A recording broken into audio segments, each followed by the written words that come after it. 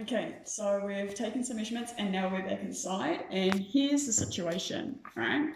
So I've made a little drawing. If you want to have a look, here is my pipe with the string going through it, and the mass is attached to either end. So I had a small mass here. I've figured out what the mass of that is. I weighed it, 0.065 kilograms, and that one was the one I spun around. I was creating a centripetal force acting towards the center of the circle there when I was spinning that around. But that string was also coming out the bottom of that pipe, and it had a large mass attached to it. I was swinging it so that that large mass wasn't moving. So it means that whatever that force was, keeping the mass up and not letting it raise higher or not letting it fall lower, that support force there and that string would be the same as that force there. So if we can calculate the size of this force, then we know the size of that force. We know that this is hanging and that gravity is acting on it. So this force here must be equal and opposite to the gravity pulling that larger mass down. So we could actually figure out the mass of this object with all the information I've got here. So I found out that the mass of my small object was 0.065. I've also measured the string from my smaller mass down to the center of the circle, which was the top of the pipe. So that was 0.785 meters. Now, what do we do with that information? We can do a couple of things. I've got some formula here. This one is not one that you'll be familiar with, but this is one you've actually done already. We can work out how fast that mass is moving around, or its velocity, by calculating the circumference of that circle and then dividing that by the time it took for one period. That means the time it took for one cycle to occur. So I have figured out, well, we took a measurement, 10 cycles took 6.55 seconds. So one period is 0.655 seconds. So we could use that information as well as the radius to work out the speed. Let's do that.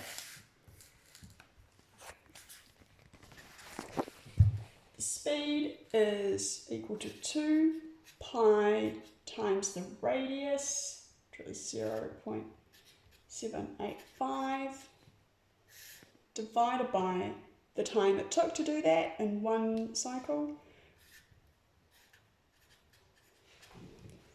Put that in your calculator, you are going to get 4.93 meters per second. So that is how fast the mass was moving around in the circle when I was swinging it.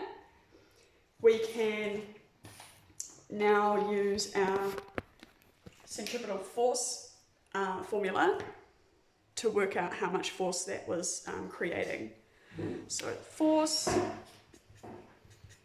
equals the mass 0.065 times velocity squared, we've just calculated that, divided by the radius.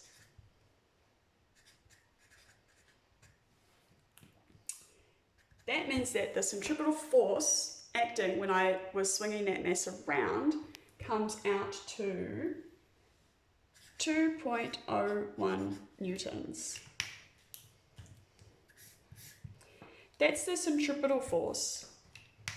So the support force holding my larger mass is also 2.01 newtons. That is also the weight force, 2.01 newtons, of the larger mass. Okay, we know that force is mass times acceleration. Oh no, we know that force is mass times acceleration, or force is mass times gravity. So if we take that force divided by gravity, we can actually get the mass of that larger object. So 2.01, which is the force we calculated, divided by gravity, that comes out to 0.205 mass, which is in kilograms,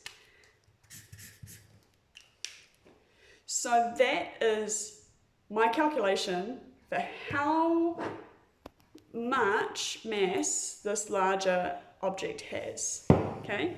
That's 205 grams. Let's put this, go upside down, let's put this on the scales